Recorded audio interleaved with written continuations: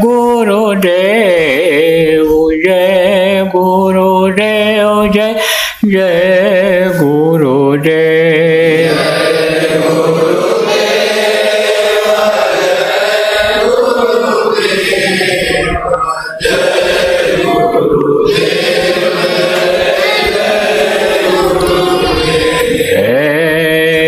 गुरुदेव जय गुरुदेव जय गुरुदेव जय जय गुरुदेव।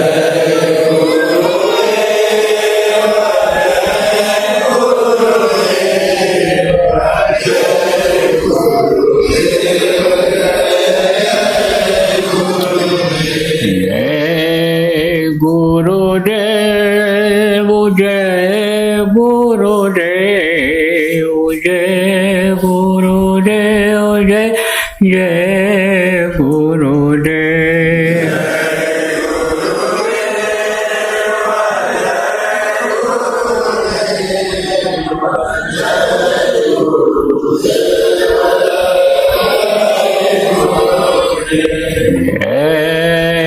गुरुदेव जय गुरुदेव जय गुरुदेव जय जय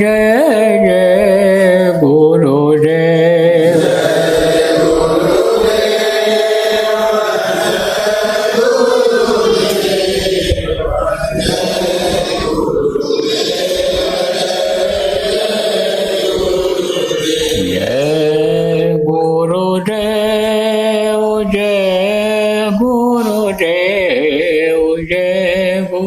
देव जय जय गुरुदेव।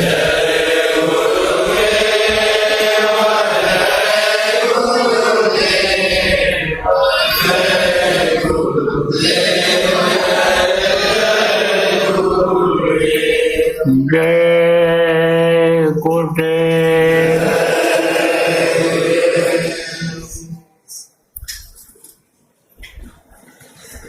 सर्वसमर्थ सर्वत्र स्मरणीय परम पूज्य गुरु जी महाराज, उपस्थित सभी साधक सत्संगी प्रेमी बच्चे एवं बच्चियों, आज 21 जुलाई 2025 मध्याह्न बेला खारघर मुंबई महाराष्ट्र में अपने लोगों ने नामधुनी का अखंड पाठ किया। अब अभी की जाएगी, ये 24 घंटे चलेगी। अखंड का मतलब क्या होता है? जो खंडित न हो, बैठे ही रहें 2-4 लोग। 4-6 लोगों को बैठने के लिए क्यों कहा जाता है? क्योंकि मान लो किसी को नींद आ गई, 2 आदमी रहें 3 आदमी रहें, नींद आ गई तो खंडित हो जाता है। अखंड का मतलब होता है जो बराबर चलता रहे, बराबर साधना में लोग बैठे रहें, वो होता है अखंड। अखंड नाम धुनी पहले बताई गई थी, उसको आप लोगों ने किया। 2 घंटे 3 घंटे की साधना किया, 5 घंटे का हुआ, 5 दिन का हुआ, 9 दिन का हुआ, और फिर उसके बाद में 24 घंटे का शुरू किया गया, क्योंकि ये जगह जगह हो जाए और जगह जगह लोग फायदा उठा लें। नामदान तो बहुत लोगों ने दिया, गुरु महाराज के तमाम नामदानी। गुरु महाराज के जाने के बाद नामदान दिया नहीं गया, लुटाया गया। जो आ गया वही पा गया, लेकिन उसकी कीमत नहीं लगाया, कीमत नहीं समझा। कीमत लगाता तो अंदर से माला माल हो जाता। कीमत तो नहीं लगाता है, विश्वास नहीं करता है जो, उसको कैसे फल मिलेगा? किसी ने कह दिया पेड़ लगाओ, पेड़ लगाओगे तो इसमें फल निकलेगा, बहुत मीठा फल होगा, अमर फल होगा ये। लेकिन नहीं लगाओगे तो कहाँ से फल खाओगे? इसलिए यह लगाना पड़ा कि जगह जगह किसी न किसी बहाने से लोग बैठ जाएंगे। देखो, जब संत आए उनका केवल एक निशाना रहा कि हम आए वह देश से जहाँ तुम्हारो धाम, तुमको घर पहुँचाऊँ ना एक हमारो काम, कि हम तुमको तुम्हारे घर पहुँचाएं, हम तुमको सतलोक पहुँचा दें। यही निशाना गुरु महाराज का रहा, यही निशाना अन्य संत जो आए उनका भी रहा कि जीव अपने घर पहुँच जाएं। तो उसके लिए उपाय तरह तरह कर उन्होंने निकाला। समय जैसा रहा, परिस्थिति जैसी रही, वैसा उन लोगों ने यही साधना कराई थी, यही सूरत शब्द योग की साधना, शब्द के साथ नाम को जोड़ने की साधना यही कराई थी। प्रभु के साथ जोड़ने का, प्रभु के पास पहुंचाने का, प्रभु का दर्शन इसी मनुष्य शरीर रूपी मंदिर में करने का उन लोगों ने भी करवाया था। और यही नाम जो सुमिरन करने के लिए बताया गया, इसी नाम को सब लोगों ने बताया। देखो प्रेमी, वो जो प्रभु है वो अविनाशी है। अविनाशी का मतलब क्या होता है? जिसका नाश नहीं होता है। किसी ने अकाल कहा, अकाल पुरुष कहा, जो इस काल के बंधन में नहीं रहता है। काल के बंधन में जो रहते हैं, काल के अधीन जो रहते हैं, उनको सबको शरीर छोड़ना पड़ता है, चाहे वो ऋषि मुनि रहे हों, चाहे योगी योगेश्वर रहे हों। आप ये समझो, चाहे देवी और देवता हों, इनका भी समय होता है, उम्र होती है, और इनको भी शरीर छोड़ना पड़ता है, दूसरी योनि में जाना पड़ता है। थोड़ी छेड़े मृत्युलोक है, थोड़ी जब छेड़ हो जाता है तो मृत्युलोक में आना पड़ता है, मनुष्य शरीर में आना पड़ता है।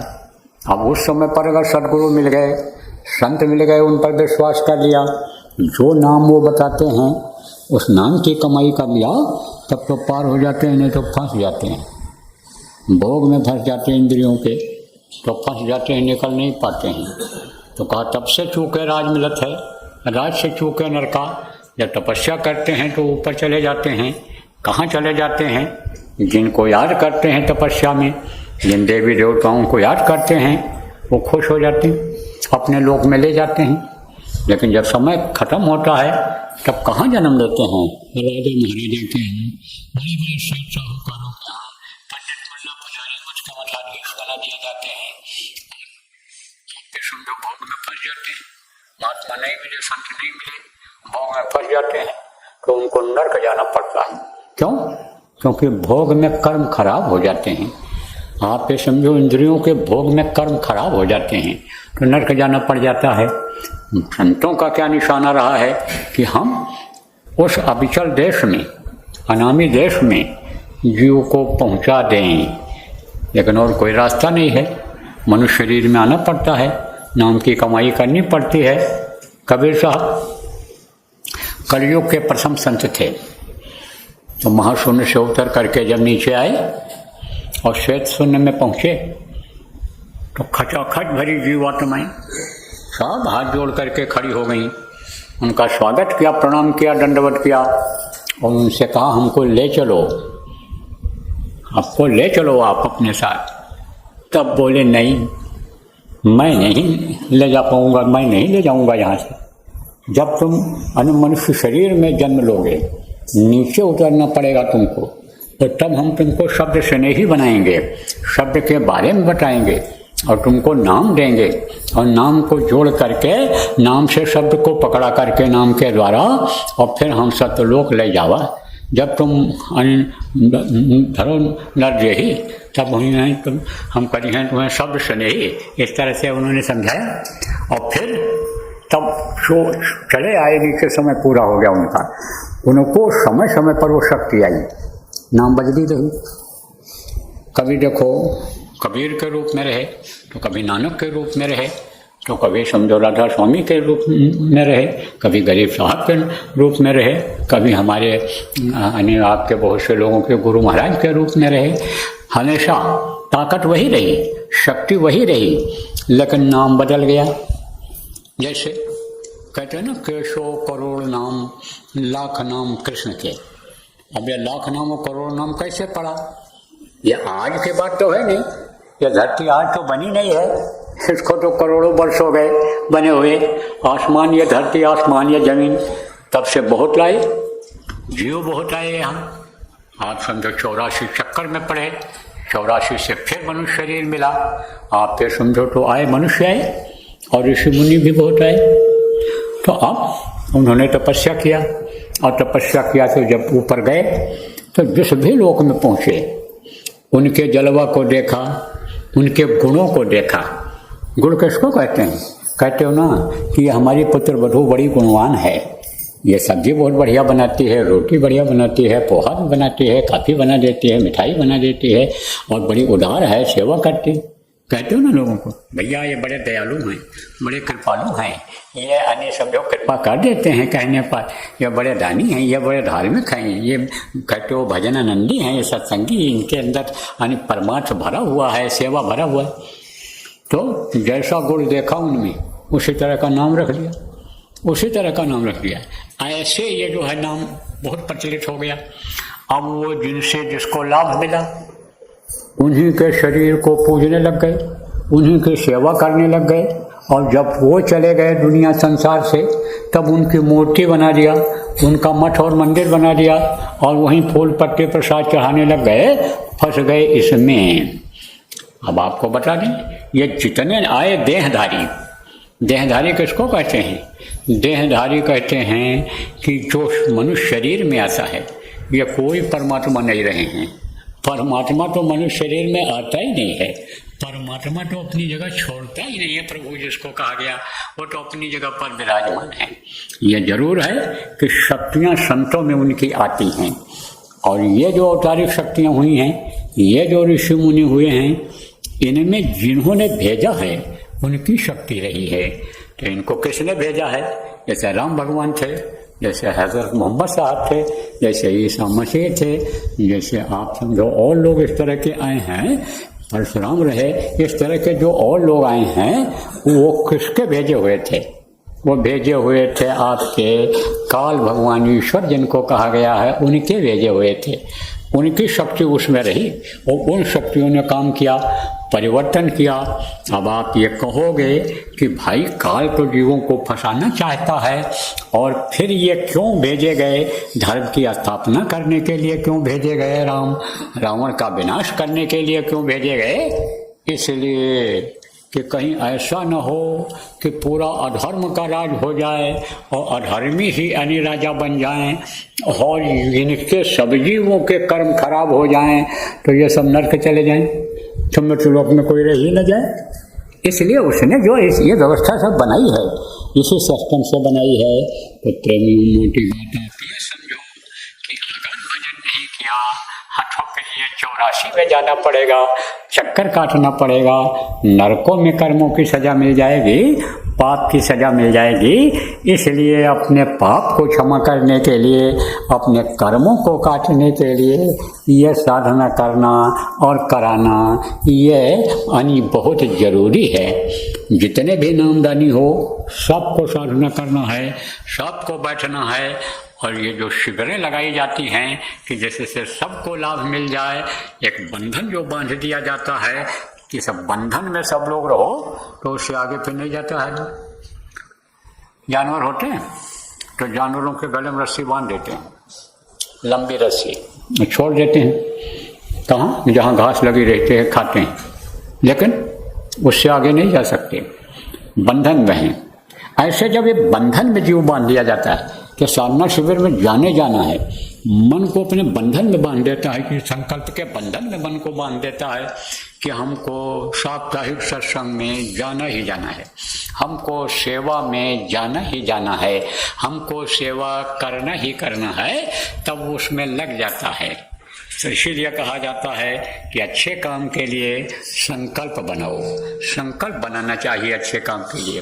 तो आप लोग संकल्प बनाओ कि ये जो साधना शिविर 24 घंटे की लग रही है, इसमें हम ज़्यादा से ज़्यादा समय दें और ज़्यादा से ज़्यादा लोगों को साधना शिविर में बैठावें, उसका भी लाभ मिल जाता है। कैसे लाभ मिल जाता है? कहते हैं कि भोजन खिलाने वाले को, बनाने वाले को और भोजन के स्थान पर पहुंचाने वाले को सबको लाभ मिलता है।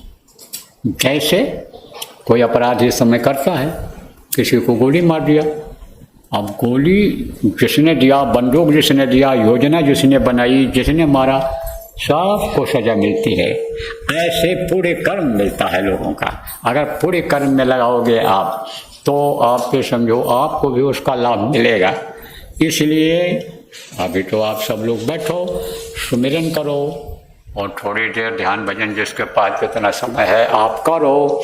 उसके बाद जब यहाँ से उठो तो आपके जो यहाँ मुंबई में आसपास में सत्संगी हैं, पहचान के हैं, उनको फ़ोन करो कि भाई यहाँ काफ़ी संख्या में लोग एक साथ बैठ कर के साधना कर रहे हैं, मौका है तुमको सबके साथ बैठ कर करने का। इसमें साधक लोग हैं, अच्छे अच्छे साधक हैं, उनकी उपस्थिति जब रहती है तब आप पे समझो विघ्न बाधा भी नहीं आती है। बाकी जगहों पर विघ्न बाधा आती है, बाकी जगहों पर मन जल्दी नहीं रुकता है। और यहाँ देर तक बैठने वाले लोग जब मिलेंगे, जब देखोगे आप, जब आओगे 2 घंटा 3 घंटा के बाद जब आँख खोलोगे कि भाई लोग उठ जाएं, तो देखोगे कि जब मैं आया था तब भी आदमी बैठा था और अब भी बैठा हुआ।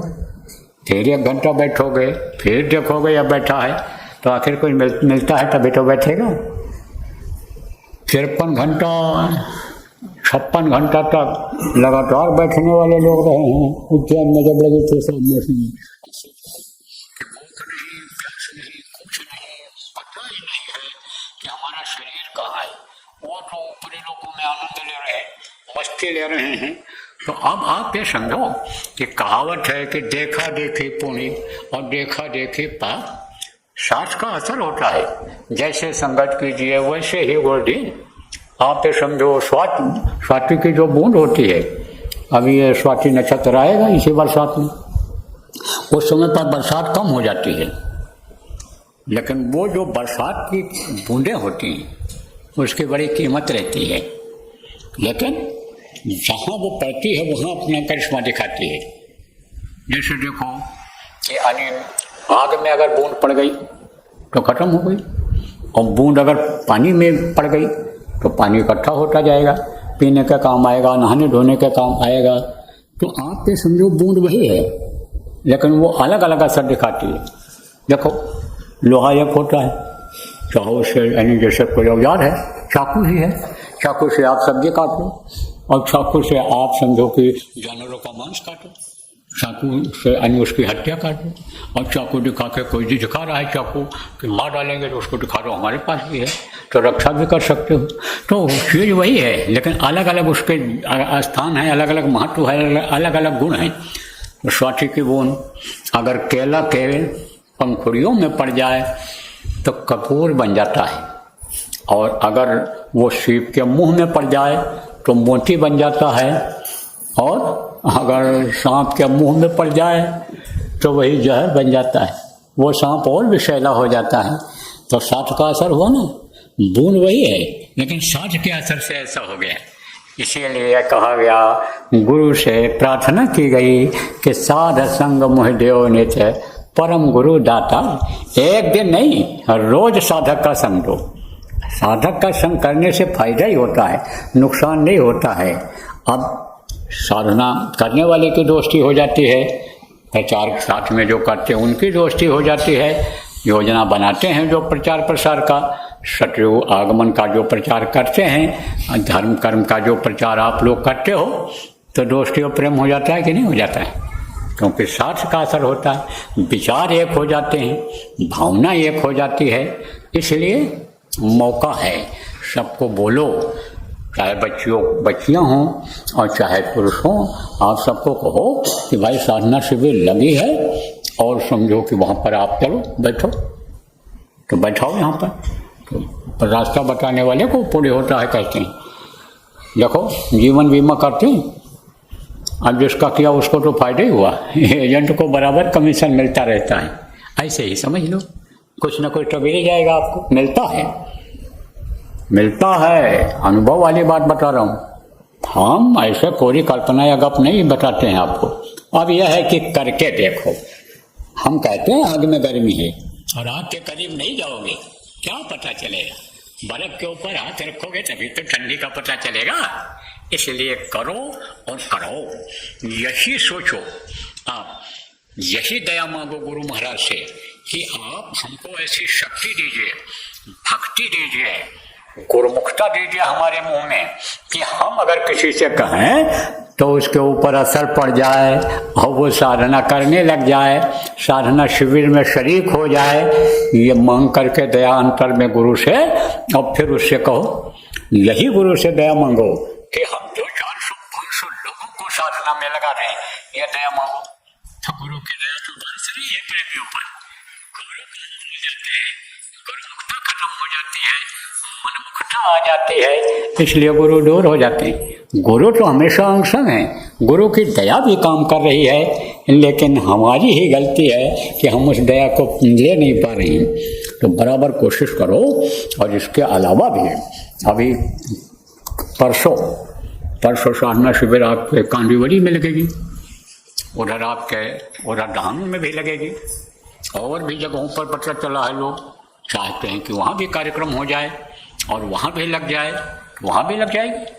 जैसा समय रहेगा, जैसी परिस्थिति रहेगी, जैसे जहाँ हो सकता है उस हिसाब से लगेगी, जगह जगह लगेगी अब। और ये जो रविवार को चल रहा है कि रविवार को सुबह 5 बजे शुरू होगा और 7 बजे तक चलेगा नाम धुनी, और उसके बाद 7 बजे से ध्यान भजन सुमरन का शुरू होगा और दूसरे दिन सोमवार को वो खत्म होगा।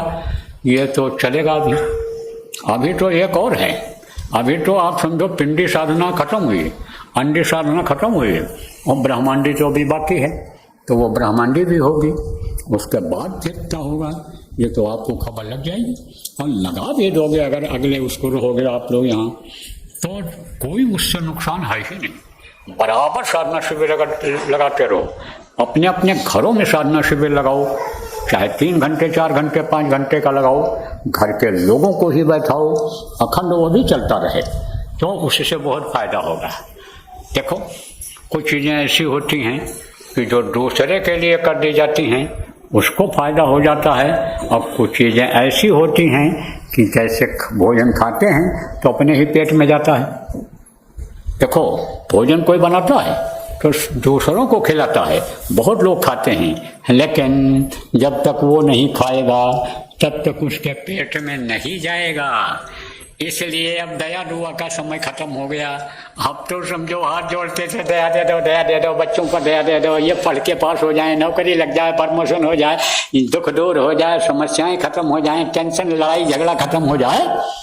अब उसका समय नहीं रहा। कभी समय था जब कर्म अच्छे थे, अब कर्म खराब होते जा रहे हैं, खान पान बिगड़ता जा रहा है, बच्चों का, परिवार वालों का चरित्र गिरता चला जा रहा है कलयुग के असर से। इसलिए अब वो दया दुआ वाली बात खत्म है। अब तो भैया करो और पाओ, जो कहते हैं करेगा खाएगा, जो करेगा वो पाएगा। तो अब आप समझो करो और पाओ। सबको इस बात को समझाओ कि भाई जैसे लड़के को समझाते हो कि हम अब तुम्हारी बहू आ गई, औरत आ गई, हम उसको अब नहीं खिला पाएंगे, तुम्हारे बच्चा हो गया, अब हम कहाँ तक खर्चा बर्दाश्त करेंगे, अब तुम कुछ भी करो, तैयारी में ही न लगे रहो। 5 साल हो गया, कहीं अभी भी पास नहीं हो पाए और कंपटीशन में बैठने की तैयारी कर रहे हो, तो समझाते हो कि कहीं मिल जाए कर लो, क्लर्की कर लो, उम्र खत्म हो जाएगी, अफसर अब नहीं बन पाओगे, कहीं कुछ कमा के लाओ। ऐसे समझाओ कि भाई सुमिरन सीखो, ध्यान सीखो, भजन सीखो, करोगे तो तुमको मिलेगा। हाथ तुमको दर्द होगा, पेट में बुखार तुमको आएगा, सिर में दर्द होगा, तो हम तो ज़्यादा से ज़्यादा दवा दिला देंगे, लेकिन भोगना तो तुमको पड़ेगा, तकलीफ तो तुमको झेलनी पड़ेगी। तो इन सारी बातों को समझाया करो, उपदेश दिया करो। घर में थोड़ी देर बैठ करके चाय पियो, भोजन खाओ, जो भी नाश्ता करो, उस समय जो परिवार के लोग हैं बैठ करके एक साथ। और ये बात बताओ, देखो पहले बहुत सारी बातें एक टाइम पे हो जाती थी। कौन सी? भोजन के टाइम पर लोग बैठे रहते थे, पूरा परिवार एक साथ भोजन खाता था और उसी समय बहुत सारी बातें हो जाती थी।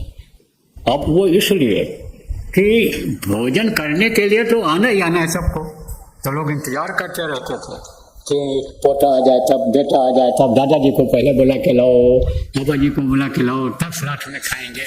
इंतजार करते रहते थे, बैठे रहते थे। क्यों?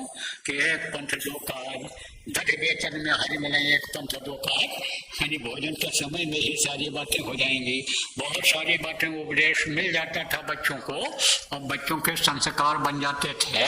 बच्चे खाना पीना उठना बैठना सीख जाते थे, बहुत कुछ देख करके। क्या देख करके कि देखो ये दादाजी पालथी मारे बैठे हुए हैं, ये देखो इस तरह से भोजन खा रहे हैं, इस तरह से देखो हाथ धो रहे हैं, इस तरह से प्रणाम कर रहे हैं देवी देवता भगवान जिनको भी मानते हैं उनको प्रणाम करके फिर भोग लगा के भोजन खा रहे हैं, तो सीख जाते थे।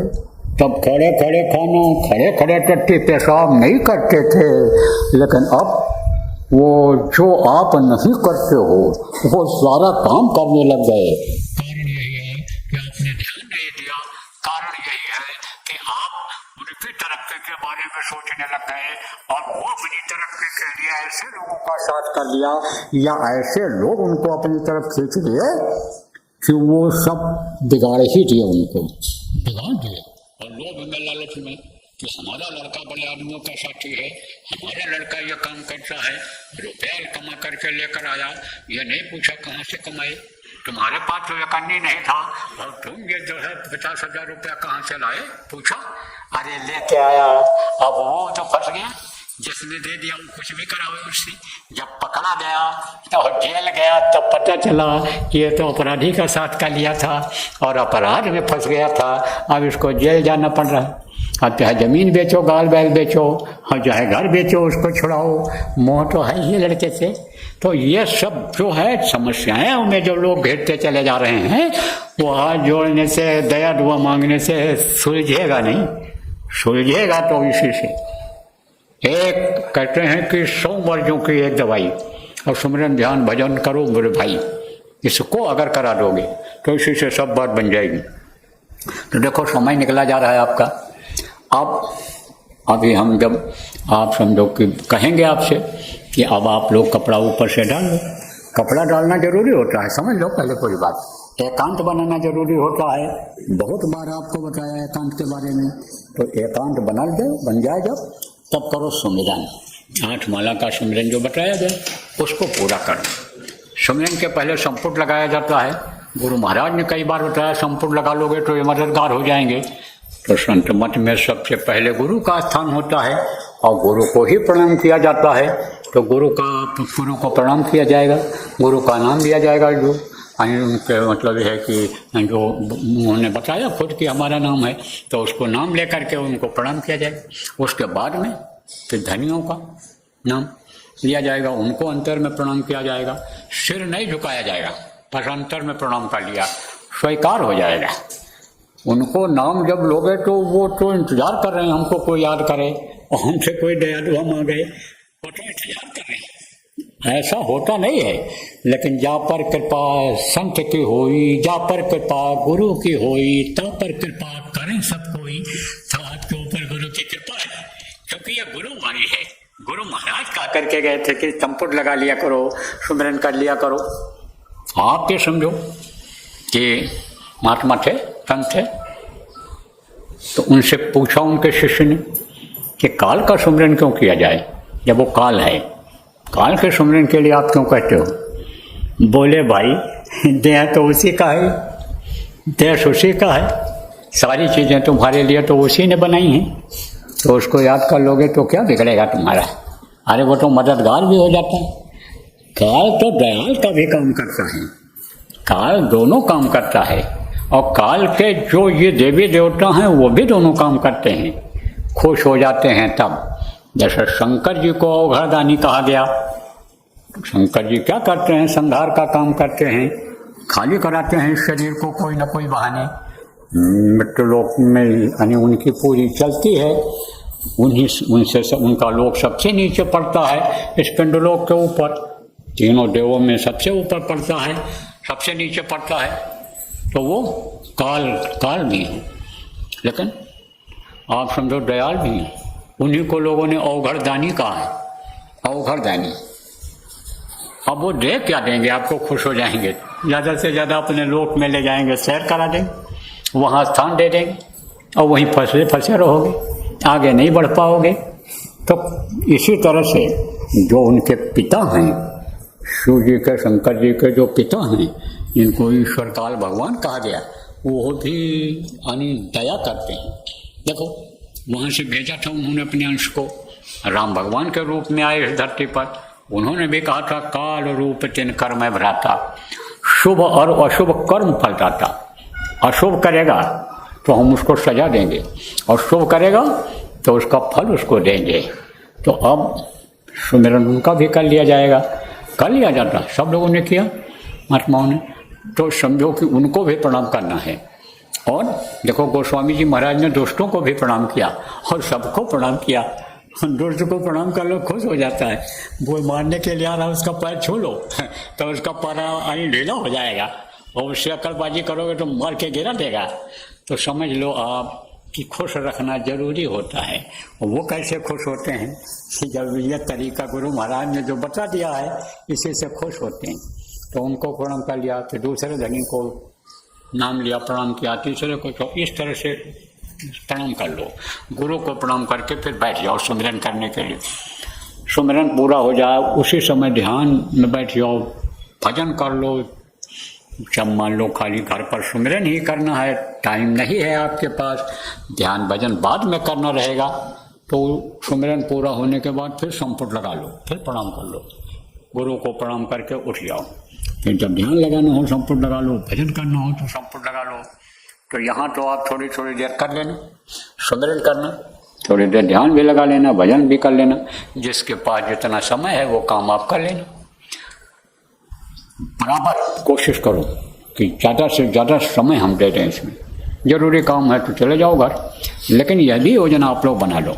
जो जिम्मेदार लोग हो, जो साधना शिविर का और कार्यक्रम का आयोजन किए हो, वो लोग यह भी ड्यूटी बांट लो, लोगों की ड्यूटियां दे दो। जो आसपास में संगत के सत्संगी हैं, अलग अलग हैं चारों दिशाओं में, तो उनको अगर समय दे दो कि भाई आप लोगों को लेकर के आओ, इतने बजे से इतने बजे तक ड्यूटी है आपकी। उन्हीं से पूछ लो कि कितने बजे आप लोगों को लेकर आ सकते हो, तो वो आप समझो यहाँ कोई न बैठे ही रहे, अखंड रहे, वो खंडित न होने पावे। अब ये देखो बच्चियाँ हैं या माताएं हैं, उन्हीं को कह दो कि अपने अपने घर से ले करके यहाँ पर आओ और कराओ। शाम हो तो घर ले जाएं, शाम को ले जाएं। शाम को जो फ्री होते हैं नौकरी धंधे से, वो लोग आ जाएं और रात में वो बैठें। नींद उनको नहीं आएगी कि जो रात को ड्यूटी करते हैं, चाहे वो दफ्तर में काम करते हों, चाहे चौकीदारी करते हों, जो रात में जगते हैं वो रात में खूब बैठ सकते हैं, रात भर बैठे रहेंगे। तो ये खंडित न होने पावे, इस चीज़ का आप सब लोगों को ध्यान रखना है। तो अब अभी जब मैं कहता हूँ कि भाई अब आप बैठ जाओ, तो बैठ जाना, और फिर अपने अपने हिसाब से आना। तो सुमिरन नहीं करना रहेगा, फिर ध्यान और भजन अपने अपने हिसाब से, जिसका मन जिसमें ज़्यादा लगे, जितना मन का है उतनी देर आपको बैठना रहेगा। तो अब आप ये समझो कि 12:40 हो रहा है, तो ये कल आप समझो 12:40 यानी करीब 45 मिनट 50 मिनट पर करीब ख़त्म होगा। ये ख़त्म होगा, बराबर चलेगा, ये 24 घंटे का होगा। उसके बाद में तब तक जब ख़त्म होगा तब तक 1 आध घंटे का टाइम रहेगा। पानी पेशाब के लिए जो भी व्यवस्था आपकी रहेगी उसके लिए समय रहेगा, और फिर जो है वो सत्संग का समय हो जाएगा। उसमें नए लोग आ रहे हैं, नए लोगों को भी समझा के लाने की ज़रूरत है, क्योंकि भटके हुए को रास्ता बताना पूरी का काम होता है। लोग भटक रहे हैं, जानकारी नहीं मिल रही है कि सुख कहाँ मिलेगा, शांति कहाँ मिलेगी, ये जो तकलीफ़ें हैं कहाँ दूर होंगी, और हम नरक 84 से कैसे छुटकारा पाएंगे। तो इन सारी बातों को समझा दो कि मनुष्य शरीर ये किस काम के लिए मिला है। मनुष्य शरीर ये इसी काम के लिए मिला है, इसी में गंगा, इसी में जमुना, इसी घट में ही सब सृजनहारा है, इसी में सब हैं। घट में गंगा, घट में जमुना, घट में सृजनहारा है, इसी में वो सृजनहारा है जो परवरिश करता है, सब कुछ देता है, इसी में है। तो वो रास्ता ले लो, तो घर में बैठ करके करो और देखो करके, आजमाइश करके देखो, तो समझा के ले आओ, लोगों को दिला दो नामदान। कल देखो नामदान बंद था, इतना दिन हो गया, तबीयत खराब थी, भंडारे में भी नामदान नहीं हुआ। तो अब आप ये समझो प्रेमियों क्यों नहीं हुआ, इसका कई कारण है। तो कोई ज़रूरी नहीं है कि जब चाहो तो वह मिल जाएगा।